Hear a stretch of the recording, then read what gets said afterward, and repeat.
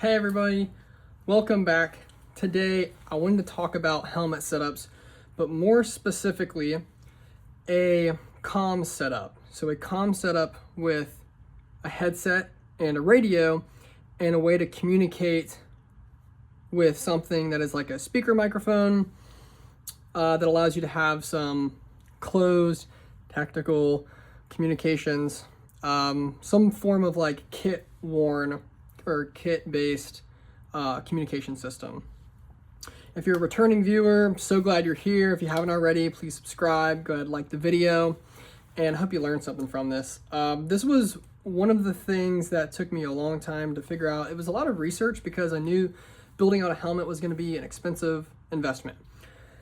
Depending on the options you go with, starting out with a bump, something like a Team Windy bump helmet, maybe you've looked into something like that. You want to get a system that is going to allow you to hold some lights or other items. Maybe it's goggles and a light. And then you want to have a system that's going to hold your night vision eventually. That was a lot of the things that I was looking into, but more specifically, I started to look into getting a helmet whenever I actually got into radio and ham radio. This is not a ham radio, but whenever I was getting into radio, I obviously was keeping in mind, and the main reason that I wanted to get learn more about radio and get my ham radio license was because I wanted to be able to have two-way communications. That's something that's not a cell phone or a text message on my kit. I wanted to be able to do it or do voice. And so UHF, VHF radios are kind of the thing that you need to look into. This is just a VHF radio, and you can get something like this without a license for pretty cheap. This is a more ruggedized radio that I found later after I got my license and everything. But the main thing that I was concerned about was, how do I get any radio? Let's say it's a Baofeng, or this one, for example, it's a KG935G. It's a GMRS FRS radio, so you can pretty much use this unlicensed if you're not using like GMRS repeaters and stuff like that, and be okay. It's a more ruggedized radio. It does two-way communication, and I've used this a lot for just like airsoft matches between me and my brother, whose helmet setup this is, that I'll be showing a little bit. It's pretty much set up the exact same, but just want to show two different helmets and show you guys some options and what we decided to go with. Now, what I wanted was, and what took me so long to figure out, was all these questions and looking at like military setups and looking at, okay, what type of radio and what type of push-to-talk and what kind of headset and what type of helmet does the military use? And I'll go ahead and break that down for you. If you haven't figured it out already on your own journey looking into this stuff, if you're a citizen who I'm making this video for that's looking into buying their own equipment, build out your own kit, I would recommend, unless budget, unless money is not a concern, and even if it is, you're probably going to have a really hard time building something that is like military clone correct. You're going to have a really hard time finding a military radio, whether it's like a Harris or just like a Motorola or something that is for public service use, and being able to program that, then to buy one of those push-to-talks that go with that radio that are it's a very expensive radio with a very expensive push-to-talk that goes then into a very expensive helmet, or sorry, a very expensive headset. Those setups can go thousands and thousands and thousands of dollars. And for someone who just wants to get out in the range and train and talk to their buddies during an airsoft match or during range time, and maybe wants to have closed comms inside of a headset, you can get away with spending a lot less, and you probably really don't need to spend the thousands of dollars on all that equipment. I know the headsets with the speaker mics and the boom mics are extremely cool. Maybe you really want that no matter what, and that's perfectly fine. Your setup will only be slightly different. You'll only have to alter one of the items on the list that I'm going to give to you today. But out of all the research that I've done looking at different styles of headsets, whether it be the Sordens that are here, the OTTO noise barrier headsets. I've heard good things about those. I think that would be a good alternative to kind of what I have here. And the Peltors, which whenever I got my Sordens, Peltors were very hard to find, and I wasn't looking to spend the money on one with a speaker mic. The Sordens with the speaker mic are almost impossible to find. You'll figure out the headset's probably the hardest part of this to source. But the headset was the important things. I wanted to make sure that it was going to work with my radio. And there's all these questions, what's the headset that's going to work with my helmet? How do I want to mount the headset to the helmet? Do I even want to mount the headset to the helmet? How do I connect a push-to-talk to my headset and the push-to-talk then to the radio? And how do all these things combine with one another? So I'm going to try and simplify that a lot and hopefully make this a bit of a shorter video for you today. And just show you what I went with with my setup.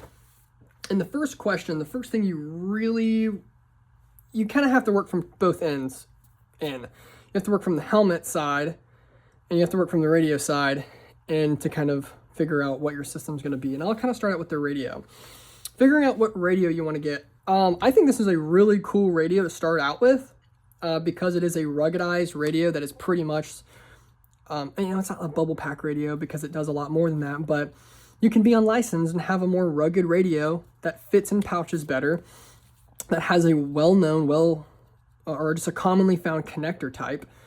And you can go ahead and get out of the door with something like this if you don't want to do too much more research onto other options. And it's a really great one. Like I've had some, I'm not too crazy about the dials on this one. I think they feel a little clunky. I've felt other ones that have better buttons and dials, but it's okay. I started out with this and I'm going to use this for my example. So what I'm really looking for in a comm setup is something that's going to send the audio from this to a headset or a push-to-talk or speaker mic in this case. Instead of having to press this button from inside of my gear or pull the radio out and have to press this and bring it up to my mouth, I want something that I can maybe press from a shoulder mic and to talk, and I speak into something, and then the audio goes into my headset or comes out of the speaker mic. And this is a Kenwood K-style plug. It is what most like China radios that come from China are going to use. It's very, very, very common. If you get Japanese radios like ones from Yaesu, they probably use their own proprietary heads or plug-in on the side. I'm going to use this one for this example and explain there are a lot of options out there for this style plug. And you have to be kind of careful on what you buy because I wanted something that was at least going to be waterproof. But also the audio quality coming from the speaker mic is very, very, very important. I didn't want to spend $5 or $12 on the Amazon one and have absolute crap audio and not fit into the plugs very well and just have a whole lot of other problems. And I at least wanted it to be waterproof. If it's waterproof, it's probably shockproof. It's definitely going to be dustproof to a certain extent, and that is going to make me feel better because if I want to be able to stand outside in the rain with my kit on and that not be a problem, all my electronics go down. And this radio is waterproof, dustproof to a certain degree. That's plenty enough for this use case. So wanted to waterproof all my stuff.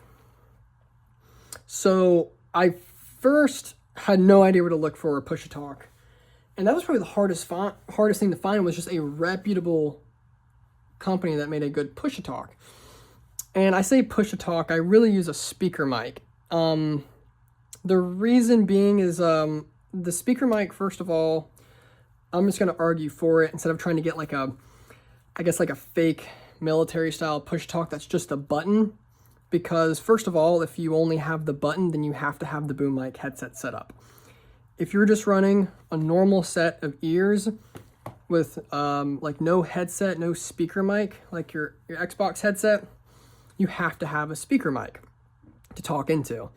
And that's going to save you a lot of money on the headset side and on the push-to-talk side. And truthfully, I still feel like that you get plenty of value. Like it gets the job done.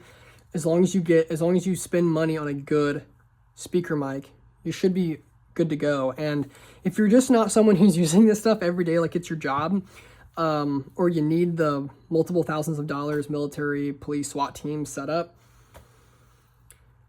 just take my word for it. The speaker mic radio setup is, I think, the way to go, and it's going to save you a lot of money along the way. I was very unsure of what I was going to do, and eventually I just made the decision to just try and kind of go for, I guess, the cheapest option and just see how it worked, and I have not felt a need to replace it since. So I'll show you the first speaker mic that I got. I found this one from listening to a really old, like, T-Rex Arms, T-Rex Talk video. It was like some podcast they were doing during COVID. And I remember Isaac referencing during a radio video a brand called Prime. And they were supposed to make speaker mics for like fire departments and stuff. And that was kind of what it was marketed to. The website was super clunky. It looked like I was going to order something and like not even get what I bought. It's kind of weird to buy stuff from there, and there wasn't a ton of information, and furthermore, there was nobody reviewing the speaker mics, which made me really sad, because that's usually what I go to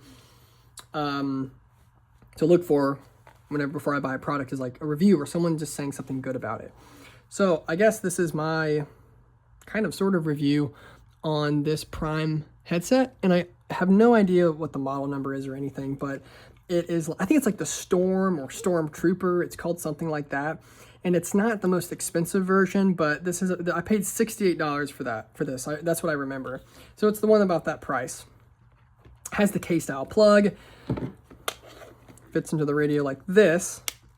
And the features that I was looking for in this push-to-talk was having an auxiliary, a 3.5 millimeter auxiliary port. So that's kind of the next step. So it's like radio, speaker mic, and then from speaker mic to headset, we need a 3.5 millimeter auxiliary plug-in. And that's how you get the audio to route from this to your headset. Now, if you don't have your headset on, you can always unplug the auxiliary port from the speaker mic, and the speaker mic works like normal. So audio comes out of here. Giving kind of like a quick and dirty review of this speaker microphone, I'm not a fan. I've used this the most during airsoft matches attached to a plate carrier on the shoulder strap, and I just had all sorts of problems with this. I know my brother in his setup, he had this plug actually back out on him a lot, which I think is a flaw of just the K-style plugs. This one's not really doing it, but even just the slightest movement out will completely screw up the function between the push-to-talk and the radio. I remember he had that a lot, and it might have been because of how tight it was and it was constantly pulling on the radio. So that was kind of no good. I felt like that this could have fit into the radio a little bit better. I'll get into that here in a bit. The other problem was this button on the side seemed to be very kind of loose, and big, and it would bump into my kit a lot and accidentally key up, which was just annoying in the headsets whenever you're constantly hearing radio static come over, like someone's trying to talk and you don't know what's going on, or if they just tripped and fell over. And that was a big problem. And lastly, I was not even very impressed with the audio quality from this. It kind of sounded like you went up to one of those cones at the playground and tried to talk to your friend on the other side. Really just was not a great fan of the radio, or the push-to-talk, but it's a good solid build, it seems like. The clip was great, and the cable seems like it's good quality. But it was just lacking a couple things, and for $68, I was kind of let down. I was expecting to get a bit of a more superior product, especially with the audio mic quality. So the second and last speaker mic that I bought is this one from Code Red. Now, I believe that they do really market these push-to-talks for like airsofters, but I think also maybe fire departments. I'm not really sure. There's not a whole lot of information I found about the website, but I did find this brand through playing airsoft, and I met somebody who had a radio set up, and I had to ask him, what kind of push-to-talk is that? I heard the audio coming from it, and I thought it sounded really good. So I asked him, and he said it's from Code Red, and he was actually running a Motorola, it was like an APX. It was one of those police radios, because he was actually in the police department, and he said that he used the Code Red push-to-talk for his setup. So I went and looked him up afterwards, and before my next airsoft match, I went out and bought one for myself. And this was a little bit less than the Prime push-to-talk. I want to say it was around $50. But I will have to say, this has fixed all the problems from the Prime push-to-talk. The K style connector, the Kenwood style connector fits. You hear that click? It fits way better into the radio than the one from Prime. The clip is fine. The build feels good. The cable feels solid. Haven't had any problems, as you can see. And the push to talk is a lot smaller. Haven't had the problem with it bumping into my kit nearly as much and accidentally pushing it. It also takes a little bit more. See, I'm depressing it. There's that click. Actually talk. Has the 3.5 millimeter auxiliary jack on the side. Haven't had any problems with it, but I do kind of like it being on the bottom, like the one from Prime. But like I said, haven't had any problems with this yet. And the audio coming from it sounds just a lot better. So starting out, I would recommend finding your radio, and I would go ahead and get one of these ones from Code Red if your plug style is compatible. I think these ones are fine and do quite a fine job for the price and the job that you're likely looking for it to do. And then from there, we're kind of gonna get into the helmet setup just a little bit. I have my auxiliary jack tied up to the side of my Mohawk, and I will run that down and plug it in as needed to the speaker mic. And the reason that I do this is because if I'm not with my helmet, I'm probably not going to be having my headset on, and the ears kind of come with the headset, and I don't have them attached. But if they were attached, this would even be a better system because the ears are always with the helmet. And I will plug this in, and I have my comm set up. So the reason that I chose the Ear Pro that I did is for a couple reasons. I'll go ahead and clear some of this off so it's a little bit easier to see.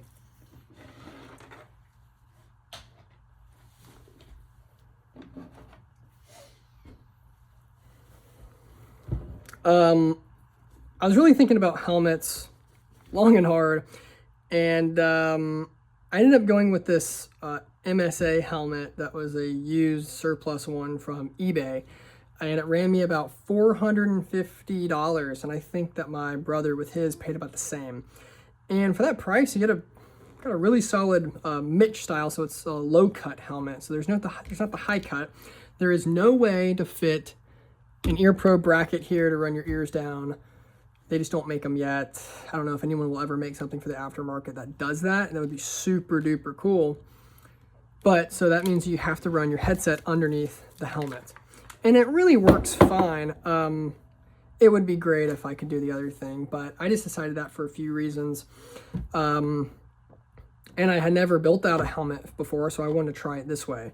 I chose the sword-ins and the neckband ones because, first of all, I just heard that the gel ear cups were extremely comfortable, and that I knew the neckband would work 100% under the helmet because I'd heard it from other people, and I was just comfortable going with that. And I really love these headsets. I have nothing bad to say about them. I know some people love them, hate them, like Peltors over them, or maybe the OTTO ones are better, but I think these are great for the price and everything. If you can find them, and the neckband ones, they're so comfortable. They're so much better than like any cheap electronic Walker headsets that I was used to before I had these.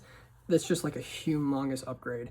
And if you don't know much about electronic Ear Pro that is quality, the more you pay, you're just gonna get so much higher, better sound quality.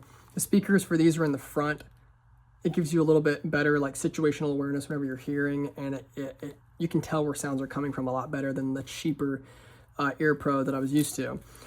This was a truly another worldly experience putting these on after wearing $60 Walker headphones for years at the range, and I just thought that was the way electronic headsets were supposed to sound. And you can see right here is the auxiliary jack. So when I'm wearing them, it's actually behind me, and I will plug in. I'll kind of undo this from the loop, and I will plug in this part into the headset, and it will run down on my head.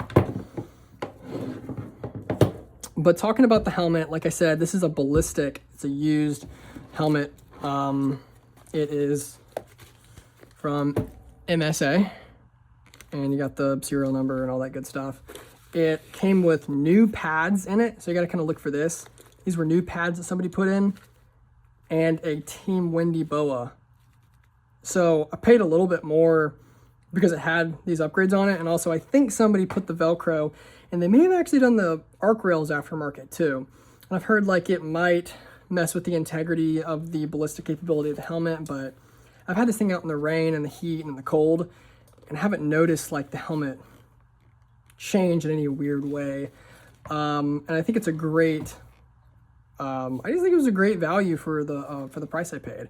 And you know, maybe I'll get shot in the head one day and find. So I'm going to give a quick and dirty review of my helmet and kind of show what's going on and why I have these accessories on here and what I built it from. So I did start out with the helmet. It doesn't really matter if you get a bump or a ballistic. I chose to get a ballistic because I already had body armor, and I just thought it made sense to have a ballistic helmet with body armor. If you have a chest rig, bump helmets do make a little bit more sense with chest rigs and doing like hiking, backpacking stuff. And if you're going to be doing a lot of that stuff with your helmet, a bump's probably the way to go, especially whenever you get night vision. It's going to be a little bit more relaxed than this setup going on here with weight, obviously. This is quite a bit of a heavier helmet. The first thing that I got for the helmet were the goggles. I didn't have anything else. I actually just threw the goggles on over the helmet and didn't have any way to secure them, which disappointed me. I looked at all these different aftermarket things to try and connect the goggles directly to the helmet, and I couldn't find anything. It was a huge waste of time. All the options were really expensive, or they're going to ship from like Europe, and I just didn't want to do any of that. So I bought these Revision goggles off of eBay. A lot of pretty much almost everything from this helmet comes from eBay. And these were a pair of surplus goggles. They were in great condition, came with a couple replacement lenses, one that's like smoked out. These are just clear ones because I needed goggles to do airsoft in, and I want to start training with airsoft with the helmet on. So I had these, and I just would put them over the helmet. I had some problems with the strap coming down or up, and it was really annoying, but I didn't know what I was going to do to retain the goggles until later. But this is what I would recommend. I think I got these for, I think sets of like a two set for like $15. It was great. And you got to make sure that the foam here is all in one piece. Some of them don't have the foam. It's all eroded. Make sure the foam's good. These ones, it's mint. And it matches the helmet. It's great. I actually didn't even plan that out. I got the helmet. Yeah, I got them at different times. But anyways. And then from then, I realized that whenever I was packing up from like the airsoft field at night, I would go out to my truck and try to take off all my kit in the pitch darkness because the field would close at like 10 p.m. and it was wintertime. So even if we'd left at like 8, it was still dark out. So I knew I wanted a headlamp or something like that. That would be kind of like a little bit of a floodlight. That's not an admin light. So I kind of categorize headlamps and lights in like 3 categories that I've kind of figured out. You have lights that'll go in your helmet that are like for flooding an area, which are usually like those surefire lights that you'll see people have. You need a headlamp that is just like a normal headlamp, helps you see around a room or around your campsite or in your bags or in your truck at night, which is what this is trying to be. And like a little tiny admin light like those Princeton Tech switches, those tiny ones that are kind of for like reading stuff right in front of you. It took me a long time to figure out what the difference was and what light to get, and I looked into a ton of different options, but I didn't want to spend too much money on a light, and I wanted to be smart about my purchasing decision because that Princeton Tech switch is about as much as the Streamlight that I bought, and they do different things, and if I feel like I wouldn't have gotten what I wanted out of the Princeton Tech light that I do out of this Streamlight. So I have a Streamlight sidewinder on here. These are designed for the Mitch style helmets. It comes with or depending on the one you buy, it may or may not come with an actual helmet mount, and it comes with a headband clip. And the nice thing is these things rock on and off of the mount super easily. So I can then put this onto a headlamp mount and then switch it back onto my helmet, and it works like a headlamp. So I can kind of carry I can have like one headlamp on my helmet and switch it between a headlamp, take off my helmet and use it as a headlamp, or have it on this. So maybe if I'm running a helmet or if I'm not, I can take this off, switch to another piece of kit. Maybe if I'm just running a hat, I want to have my headlamp on my kit. Okay, I do that. And it's kind of like a one item purchase thing. And that's kind of how I've been doing it for a while. You can do that or not do it. I don't really care. This runs off of CR123 batteries. This is the Aviator model. So I did not really understand a whole lot about different colors of light. I knew that white light made things kind of weird to see at night, and I knew that a lot of the headlamps came in like red, and I didn't really understand why. But I did a lot of research into it, like way more research than I should have. And because I wasn't sure if I wanted red light for some reason. It was just weird. I don't necessarily recommend you do this, but I went out of the way to get this model that has, because all the Streamlight sidewinders come with like 4 lights, which is red or green, white, blue, and infrared. And I looked at the Surefire helmet ones and just like all these lights, but I did come back to this one, and I do recommend this for people. It's on IR mode right now. This is the green light. It has 3 settings: dim, medium, and then like high. Then you hold it and it goes, I guess 4, and then it starts going back down. And I chose the green light because with the research that I did, you're supposed to be able to see green light in the dark slightly better than red light, and it's still not mess up your eyes or let other people see you too well. Because I had a black airsoft bag and I just wanted the most amount of light to get into a black backpack at night so I could see my stuff. So there were some benefits to the green light. It's supposed to be a little bit brighter than red and still carry the same effects. But I don't really know why this is necessarily used for like aviation. This is like the Aviator model. I don't really know why. And then it has blue light. This is supposed to be used for like seeing blood and fluids really like a lot better. And I like having all these options on my helmet light because this is what I'm going to be using for like a headlamp and seeing a lot of stuff. I like to have all these options. And then the white light's pretty good. I'm sure you can see better reviews online about this light, but this white light mode really gives a lot of flood. There's like a really strong directional beam where you're looking, and then a nice halo around it that kind of lets you see things in your peripheral. But I can light up a house like 25, 50 yards away on the highest mode and see in the dark pretty good. And then on the low setting, it's pretty chill. So I don't really care what helmet you're getting. I really recommend the Sidewinder. For the price, I paid about $50, $60 for the mount and the light, and it was just phenomenal. Moving on there. What I've got going on back here is something that I didn't get until I started to be serious about buying night vision. And that's pretty much what the Mohawk is for and the light. But I also will say, if you want to seriously ratchet down the goggles, I run zip ties through the arc rails, but the Mohawk really helps secure down the goggles. Running it through here, this is all Velcro. Whoa, I think the Velcro just came off the helmet a little bit. There. Oh, wow. I've not had that happen before. This is the adhesive. There we go. But the goggles sit behind here, and this keeps it all in one place. There's Velcro obviously on the bottom, and then the Mohawk ratchets down and just keeps everything firm in place. This is an MS2000 strobe light that it's holding. I know a lot of people have different lights. There's the really expensive ones. I cannot think of what they're called for the life of me right now, but they're almost like $150 or $200, and they do all these weird modes. There's all these different models. They do different lights, and you'll see people run them. I don't know. They look like big beetles. They sit on top of your helmet. They're like these lights. And I didn't want to spend that on a light because I really didn't know how much I'd be using it, but I knew I wanted a light for like team identification or for like awareness for other people to see me at night. And then for awareness with night vision, I wanted to have an IR light. And this does all those things. So showing it really quickly, it has a compartment here that takes 2 AA batteries. And that's what it runs off of. So I keep 2 AA's in here, 3, one for my night vision, and then 2 for the MS2000. and the Mohawk, and I'll show that too. All you do is reach up, you flip this switch. It's on IR right now. This shield, I don't know if you can see it with the camera. You can see it with the camera because it's infrared, but I can't see this with the naked eye. This is your infrared shield. I cannot see this even at night. But you pop this off, and I like this because it's not like me clicking buttons. I have to physically remove this and feel it, and then I know that, okay, my white light's going now. Now to get like my team light, which in this case is going to be blue, and I like that these only come with blue light options.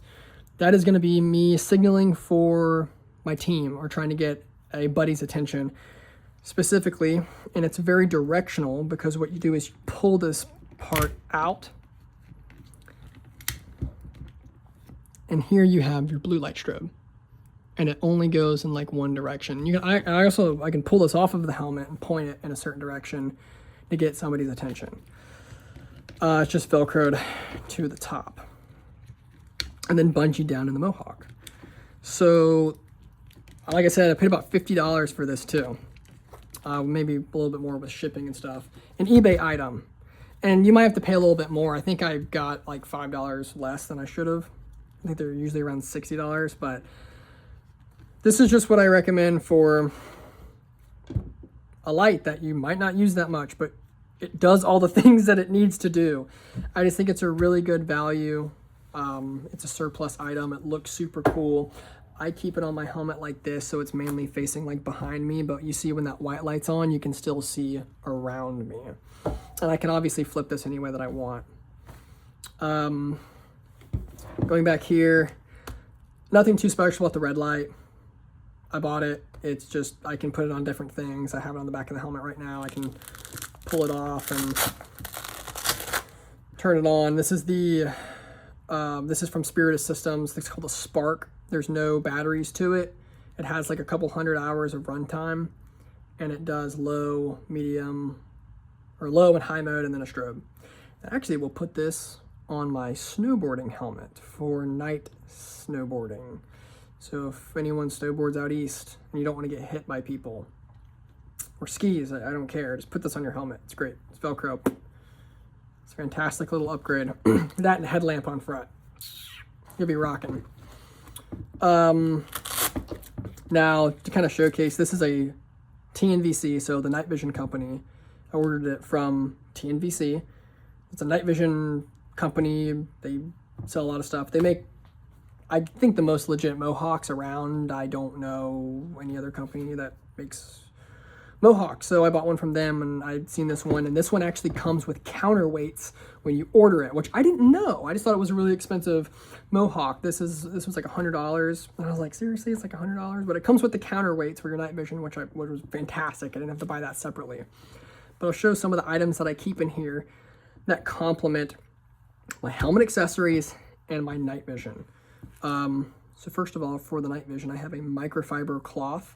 So out east, humidity is very high. My lenses can fog up extremely easily, so I keep a rag to clean off those lenses, or just my night vision. So if I have my helmet, my night vision's on it, I don't need anything else, I have a microfiber towel. Then there's a battery tray that comes with the Mohawk, which is fantastic. So I have 3 lithium AA batteries and a CR123. So if you've been counting, I have CR123 for my headlamp. I have 2 AA's for the MS2000 and 1 spare for my PVS14, and I could plus up.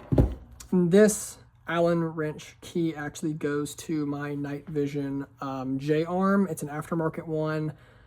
It's called like the Nose Fighter, I believe. And it's like a polymer J-arm where I can switch the night vision tube to either side.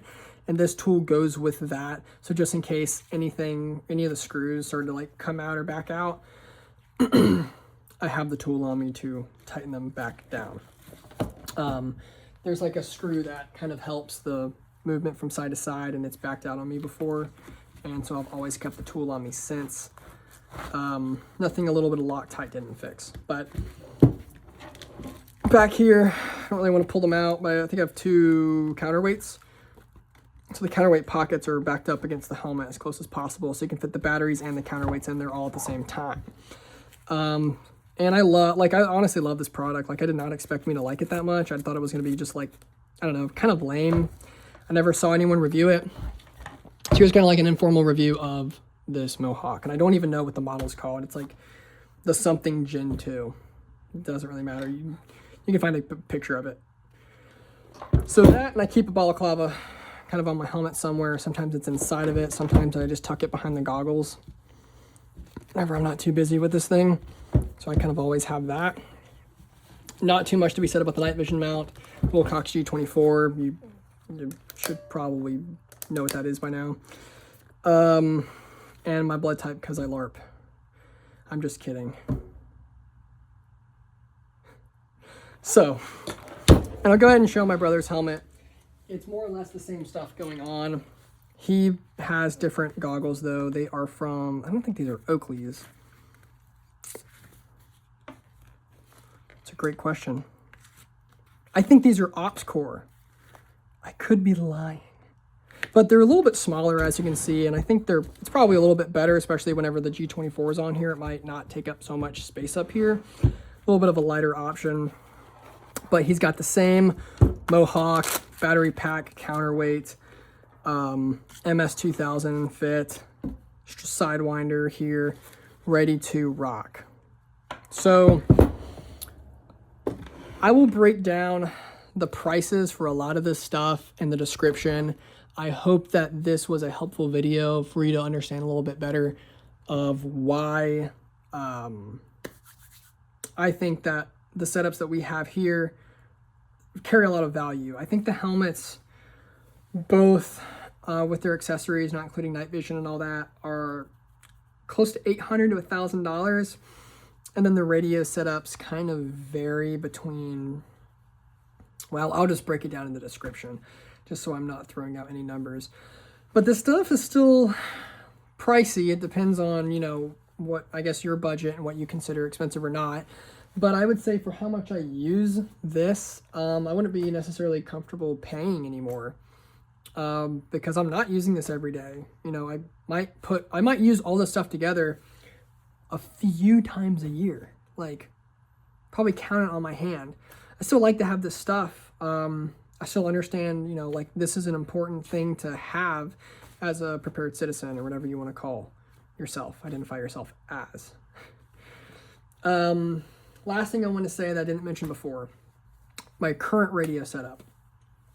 Currently, me and my brother are using Hyteras. This is the PD782.